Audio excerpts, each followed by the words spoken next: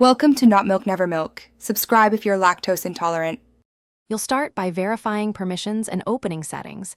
This ensures you can change system-level options. Once done, press Start, type settings, and open it immediately. Make sure you're using an admin account so changes stick. From Settings, navigate to Personalization and then select Start. That's the exact path you'll use to manage recent items. This first step gets you to the right screen quickly, so you don't waste time hunting through Control Panel or File Explorer. Now you'll turn off the actual toggles that control recent entries. This stops new items from appearing.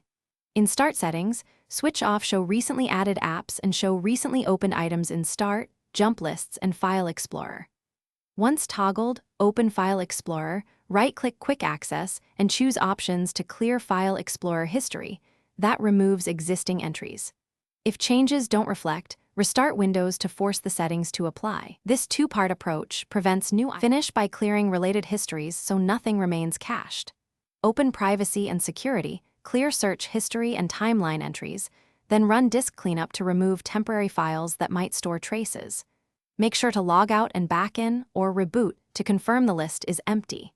If recent items still reappear, check Group Policy Settings or the registry keys that control recent items, but be cautious when editing registry entries.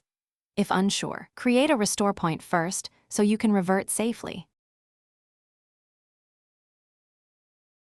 Thanks for watching. If this was helpful, leave a like and consider subscribing. See you next time.